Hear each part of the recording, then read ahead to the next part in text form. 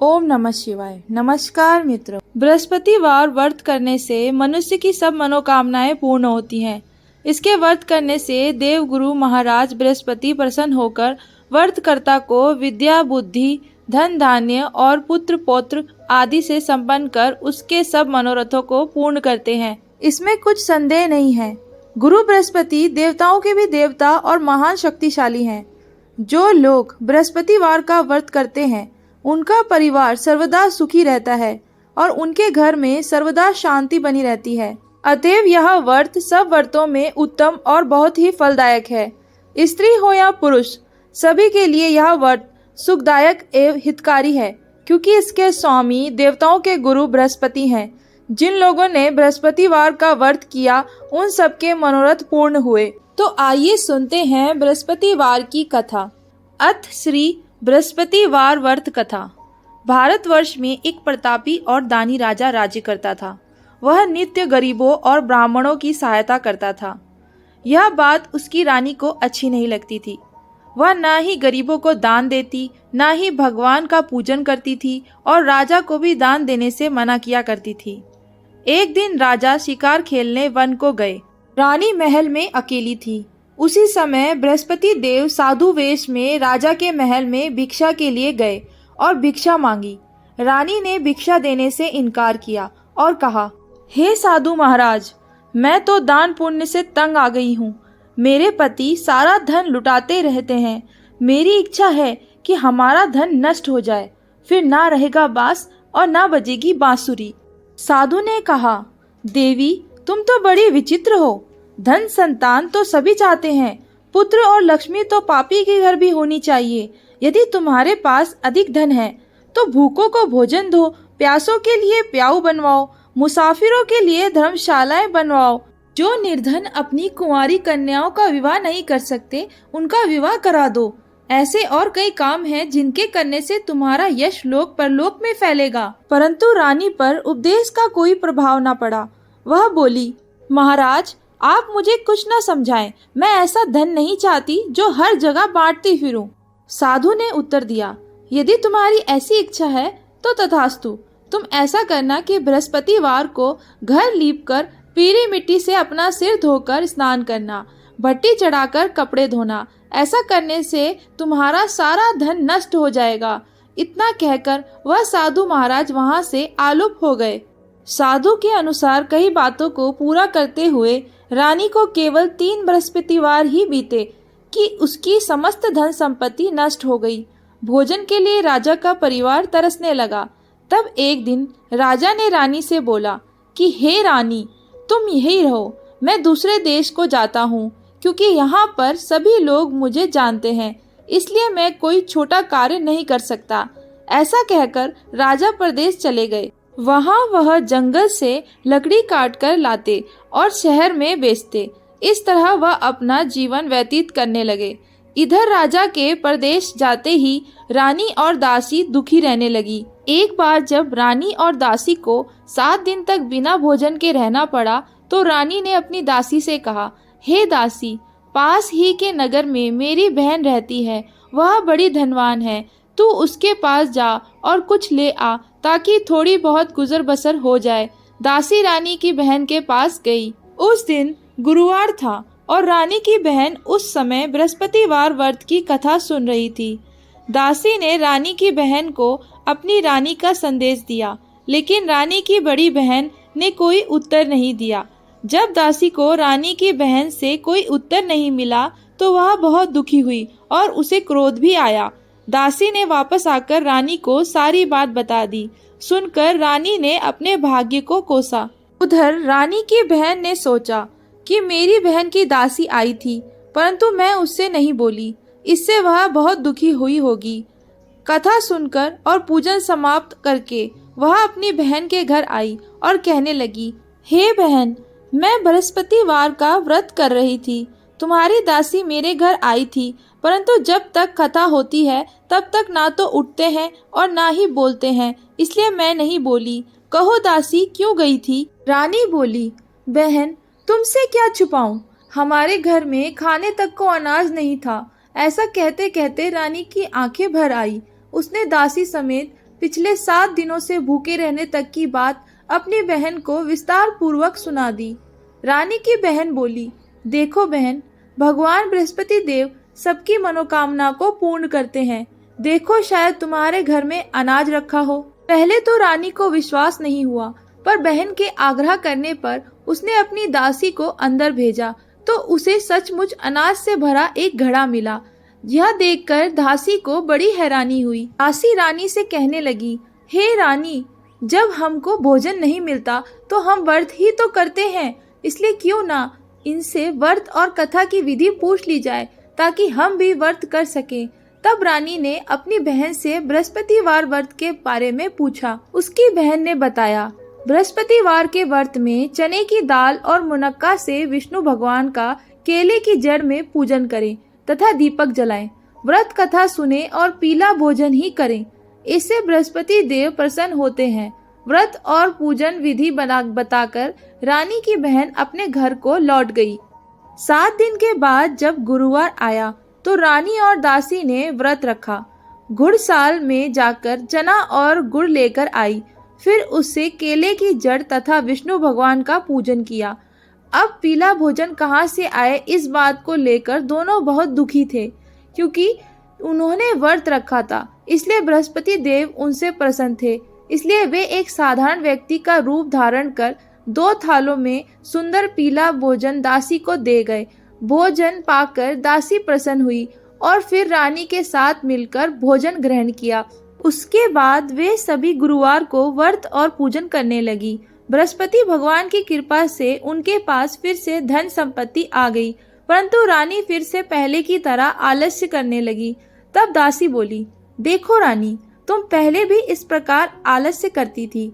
तुम्हें धन रखने में कष्ट होता था, इस कारण सभी धन नष्ट हो गया, और अब जब भगवान बृहस्पति की कृपा से धन मिला है तो तुम्हें फिर से आलस्य होता है।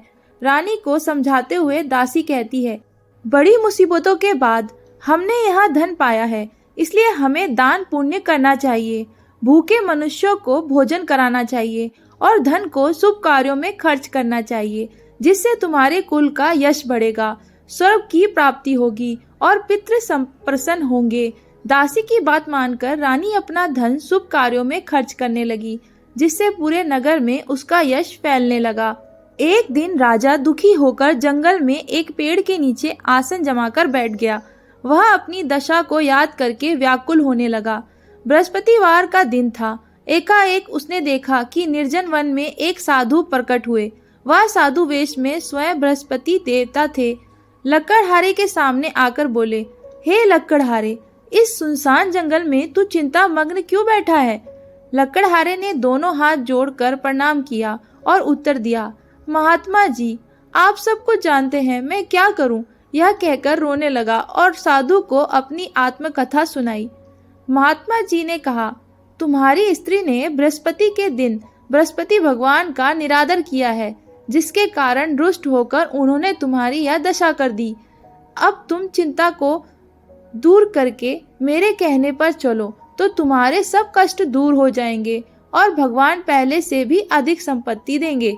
तुम बृहस्पतिवार के दिन कथा किया करो, 2 पैसे के चने मुनक्का लाकर उसका प्रसाद बनाओ और शुद्ध जल से लोटे में शक्कर मिलाकर अमृत तैयार करो। कथा के पश्चात अपने सारे परिवार और सुनने वाले प्रेमियों में अमृत व प्रसाद बांटकर आप भी ग्रहण करो। ऐसा करने से भगवान तुम्हारी सब मनोकामनाएं पूरी करेंगे। साधु के ऐसे वचन सुनकर लकड़हारा बोला, हे प्रभु, मुझे लकड़ी बेचकर इतना पैसा नहीं मिलता जिससे भोजन के उपरांत कुछ बचा सकूं। मैंने रात्रि में अपनी स्त्री को व्याकुल देखा है। मेरे पास कुछ भी नहीं जिससे मैं उसकी खबर मंगा सकूं। साधु ने कहा, हे लकड़हारे, तुम किसी बात की चिंता मत करो। बृहस्पति के दिन तुम रोजाना की तरह लकड़ियां लेकर शहर को जाओ। तुमको रोज से 2 गुना धन प्राप्त होगा, जिससे तुम भली भांति भोजन कर लोगे तथा बृहस्पति देव की पूजा का सामान भी आ जाएगा। इतना कहकर साधु अंतर्ध्यान हो गए। धीरे धीरे समय व्यतीत होने पर फिर वही बृहस्पतिवार का दिन आया। लकड़हारा जंगल से लकड़ी काटकर किसी शहर में बेचने गया। उसे उस दिन और दिन से अधिक पैसा मिला। राजा ने चना गुड़ आदि लाकर गुरुवार का व्रत किया। उस दिन से उसके सभी कलेश दूर हुए। परंतु जब दोबारा गुरुवार का दिन आया तो बृहस्पतिवार का व्रत करना भूल गया। इस कारण बृहस्पति भगवान नाराज हो गए। उस दिन उस नगर के राजा ने विशाल यज्ञ का आयोजन किया तथा शहर में यह घोषणा करा दी कि कोई भी मनुष्य अपने घर में भोजन ना बनाए, ना आग जलाए। समस्त जनता मेरे यहाँ भोजन करने आए। इस आज्ञा को जो ना मानेगा उसे फांसी की सजा दी जाएगी। इस तरह की घोषणा संपूर्ण नगर में करवा दी गई। राजा की आज्ञा अनुसार शहर के सभी लोग भोजन करने गए, लेकिन लकड़हारा कुछ देर से पहुंचा, इसलिए राजा उसको अपने साथ घर ले गया और ले जाकर भोजन करा रहा था तो रानी की दृष्टि उस खूंटी पर पड़ी जिस पर उसका हार लटका हुआ था। वह वहां दिखाई नहीं दिया। रानी ने निश्चय किया कि मेरा हार इस मनुष्य ने चुरा लिया है। उसी समय सिपाहियों को बुलाकर उसको कारागार में डलवा दिया। जब लकड़हारा कारागार में पड़ा गया और बहुत दुखी होकर विचार करने लगा कि ना जाने कौन से पूर्व जन्म के कर्म से मुझे यह दुख प्राप्त हुआ है, और उसी साधु को याद करने लगा जो कि जंगल में मिला था। उसी समय तत्काल बृहस्पति देव साधु के रूप में प्रकट हुए और उसकी दशा को देखकर कहने लगे, अरे मूर्ख, तूने बृहस्पति देव की कथा नहीं करी, इस कारण तुझे दुख प्राप्त हुआ है। अब चिंता मत कर। बृहस्पतिवार के दिन कारागार के दरवाजे पर 4 पैसे पड़े मिलेंगे, उनसे तू बृहस्पति देव की पूजा करना, तेरे सभी कष्ट दूर हो जाएंगे। बृहस्पति के दिन उसे 4 पैसे मिले। लकड़हारे ने कथा कही। उसी रात्रि को बृहस्पति देव ने उस नगर के राजा को स्वप्न में कहा, हे राजा, तुमने जिस आदमी को कारागार में बंद कर दिया है वह निर्दोष है, वह राजा है, उसे छोड़ देना। रानी का हार उसी खूंटी पर लटका है। अगर तू ऐसा नहीं करेगा तो मैं तेरे राज्य को नष्ट कर दूंगा। इस तरह रात्रि के स्वप्न को देखकर राजा प्रातःकाल उठा और खूंटी पर हार देखकर लकड़हारे को बुलाकर क्षमा मांगी तथा लकड़हारे को योग्य सुंदर वस्त्र आभूषण देकर विदा कर दिया। बृहस्पति देव की आज्ञा अनुसार लकड़हारा अपने नगर को चल दिया। राजा जब अपने नगर के निकट पहुंचा तो उसे बड़ा आश्चर्य हुआ। नगर में पहले से अधिक बाग, तालाब, कुएं तथा बहुत सी धर्मशाला, मंदिर आदि बन गई हैं। राजा ने पूछा, यह किसका बाग और धर्मशाला है? तब नगर के सब लोग कहने लगे, यह सब रानी और बांदी के हैं। तो राजा को आश्चर्य हुआ और गुस्सा भी आया। जब रानी ने यह खबर सुनी कि राजा आ रहे हैं तो उन्होंने बांदी से कहा कि हे दासी, देख, राजा हमको कितनी बुरी हालत में छोड़ गए थे। हमारी ऐसी हालत देखकर वह लौट न जाएं, इसलिए तू दरवाजे पर खड़ी हो जा। आज्ञा अनुसार दासी दरवाजे पर खड़ी हो गई। राजा आए तो उन्हें अपने साथ लिवा लाई। तब राजा ने क्रोध करके अपनी रानी से पूछा कि यह धन तुम्हें कैसे प्राप्त हुआ है? तब उन्होंने कहा, हमें यह सब धन बृहस्पति देव के इस व्रत के प्रभाव से प्राप्त हुआ है। राजा ने निश्चय किया कि 7 रोज बाद तो सभी बृहस्पति देव का पूजन करते हैं, परंतु मैं प्रतिदिन दिन में 3 बार कहानी तथा रोज व्रत किया करूंगा। अब हर समय राजा के दुपट्टे में चने की दाल बंधी रहती तथा दिन में 3 बार कहानी कहता। एक रोज राजा ने विचार किया कि चलो अपनी बहन के यहाँ हो आवे। इस तरह निश्चय कर राजा घोड़े पर सवार हो अपनी बहन के यहाँ को चलने लगा। मार्ग में उसने देखा कि कुछ आदमी एक मुर्दे को ले जा रहे हैं। उन्हें रोककर राजा कहने लगा, अरे भाइयों, मेरी बृहस्पति देव की कथा सुन लो।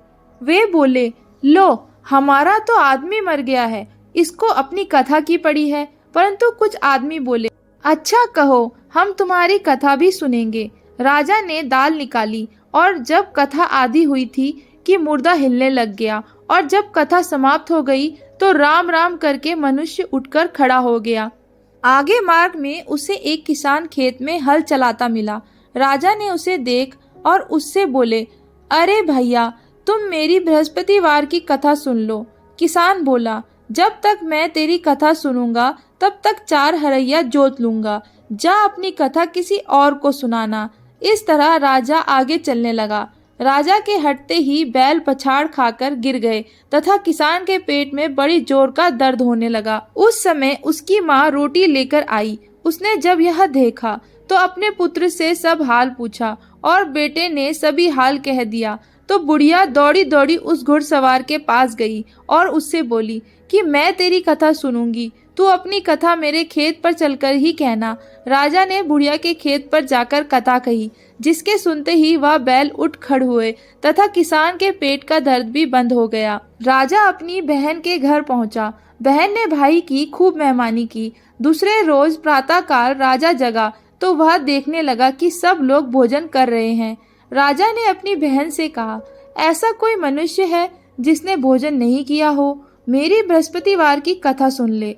बहन बोली, हे भैया, यह देश ऐसा ही है कि पहले जहाँ लोग भोजन करते हैं, बाद में अन्य काम करते हैं। अगर कोई पड़ोस में हो तो देख आऊं। वह ऐसा कहकर देखने चली गई, परंतु उसे कोई ऐसा व्यक्ति नहीं मिला जिससे भोजन ना किया हो। अतः वह एक कुमार के घर गई जिसका लड़का बीमार था। उसे मालूम हुआ कि उनके यहाँ 3 रोज से किसी ने भोजन नहीं किया है। रानी ने अपने भाई की कथा सुनने के लिए कुमार से कहा। वह तैयार हो गया। राजा ने जाकर बृहस्पतिवार की कथा कही, जिसको सुनकर उसका लड़का ठीक हो गया। अब तो राजा की प्रशंसा होने लगी। एक रोज राजा ने अपनी बहन से कहा कि हे बहन, हम अपने घर को जाएंगे, तुम भी तैयार हो जाओ। राजा की बहन ने अपनी सास से कहा। सास ने कहा, हाँ चली जा, परंतु अपने लड़के को मत ले जाना, क्योंकि तेरे भाई के कोई औलाद नहीं है। बहन ने अपने भाइयों से कहा, हे भैया, मैं तो चलूंगी, पर कोई बालक नहीं जाएगा। राजा बोला, जब कोई बालक नहीं चलेगा तब तुम ही क्या करोगी? बड़े दुख मन से राजा अपने नगर की ओर लौट गया। राजा ने अपनी रानी से कहा, हम निर्वंशी हैं, हमारा मुंह देखने का धर्म नहीं है और कुछ भोजन आदि नहीं किया। रानी बोली, हे प्रभु, बृहस्पति देव ने हमें सब कुछ दिया है, वह हमें औलाद अवश्य देंगे। उसी रात को बृहस्पति देव ने राजा से स्वप्न में कहा, हे राजा, उठ, सभी सोच त्याग दे, तेरी रानी गर्भ से है।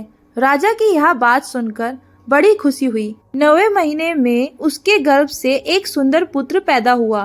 तब राजा बोला, हे रानी, स्त्री बिना भोजन के रह सकती है, पर बिना कहे नहीं रह सकती। जब मेरी बहन आवे तुम उससे कुछ कहना मत। रानी ने सुनकर हाँ कर दिया। जब राजा की बहन ने यह शुभ समाचार सुना तो वह बहुत खुश हुई और बधाई लेकर अपने भाई के यहाँ आई। तभी रानी ने कहा, घोड़ा चढ़कर तो नहीं आई, गधा चढ़ी आई। राजा की बहन बोली, भाभी, मैं इस प्रकार ना कहती तो तुम्हें औलाद कैसे मिलती? बृहस्पति देव ऐसे ही हैं, जैसी जिसके मन में कामनाएं हैं सभी को पूर्ण करते हैं। जो सद्भावना पूर्वक बृहस्पतिवार का व्रत करता है एवं कथा पढ़ता है अथवा सुनता है, दूसरों को सुनाता है, बृहस्पति देव उसकी सभी मनोकामनाएं पूर्ण करते हैं।